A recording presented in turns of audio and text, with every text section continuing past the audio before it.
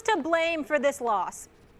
Well, you know what? You have to look at the Philadelphia Eagles, and I don't think you sit and point a finger at one particular person. There were miscues by Carson Wentz missing Nelson Aguilar, who was wide open, probably would have been a walk-in touchdown. He also missed another touchdown when he was blitzed from the outside by the backer, and he also missed Clement that was wide open, probably would have walked in the end zone. But I think I looked at this in particular, this game, as a trap game.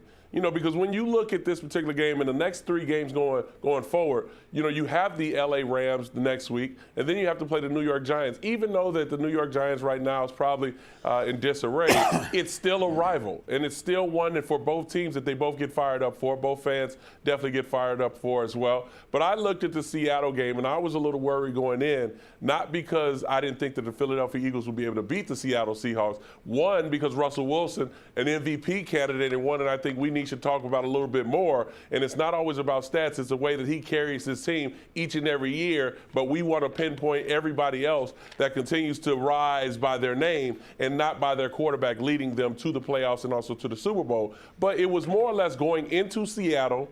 What was going to happen next week versus the LA Rams? Everyone was going to talk about Jared Goff, Carson Wentz, Sean McVay, Doug Peterson. It was going to be a big story, and I thought that there was going to be a letdown. Everything that I've seen in that game, look at defensively. They weren't able to stop the offense of the Seattle Seahawks on third down. There were too many penalties in the secondary, too many holding calls. Up front, Russell Wilson seemed that he had his way by buying time for his receivers to get open. And defensively, we need to talk a little bit more about not only Russell Wilson, but the defense of the Seattle Seahawks. Listen, Bobby Wagner and also their linebacking core, listen, they are probably the best duo, if not front 7 in the game. Forget about the secondary. I mean, we all knew Maxwell probably was going to give up a few touchdowns. He's done it so many times. Came to Philadelphia, it didn't work out. And they're missing the Legion of Boom. But their front 7 is dominant. So when I look at this game, I can't pinpoint, or I want to point anyone out. It was more or less, let's give credit to the Seattle Seahawks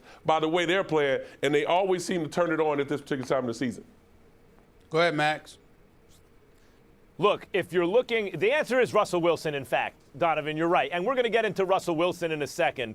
And it's about time people recognize, those who haven't, who've been slow to recognize. Russell Wilson is what happened to him, but I'm going to table that. On the Philadelphia Eagles, the person to blame is Doug Peterson.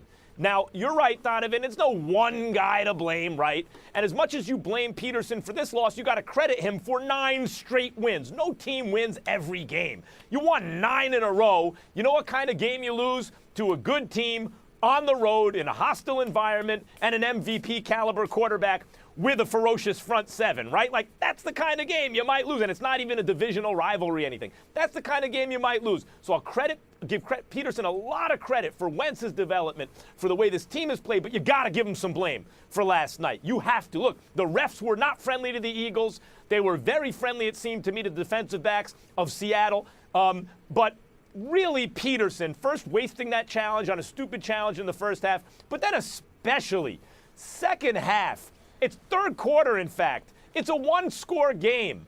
It's obviously, on replay, you can see clearly it's a forward lateral, and he doesn't challenge, and that could have easily decided the game. Yes, Wentz got stripped in the end zone. I thought that, but look, guy made a play. What are you going to do? You got a great defensive player makes a play on you. It can happen. You can get stripped jumping into the end zone. And that changed things. Wentz also did amazing things like no one else but Aaron Rodgers or maybe Russell Wilson could do. If you're looking to blame one person, I think this one is on Doug Peterson, especially for not challenging that forward lateral. That shifted the momentum of the game.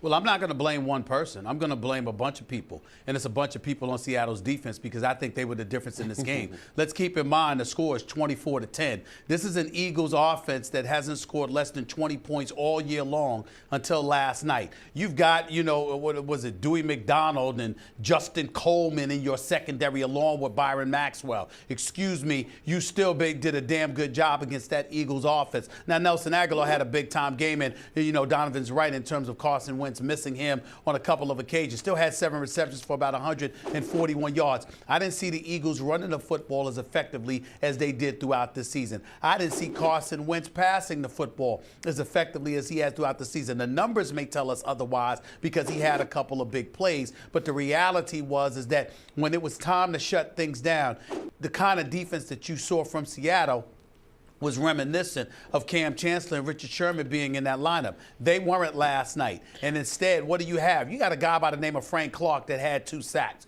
You got Sheldon Richardson with Michael Bennett on that defensive line.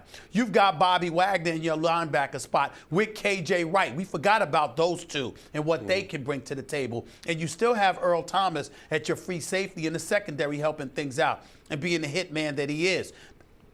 The fact is that you look at the Eagles, what you normally saw from them throughout this year, we had question marks as to whether or not they'd be able to do it in Seattle, which was one of the reasons we were looking so forward to this game. We said that Seattle's defense had been suspect from time to time. They're top 10 overall and they're top 10 in yards allowed. And last night, they reminded the Eagles and the rest of us why that is the case. Bobby Wagner said it best. People keep sleeping on us. We got some Rough Riders on this crew, even without Richard Sherman and Cam Chancellor in the lineup. Yeah, the front and they seven showed me that stepped last up. night.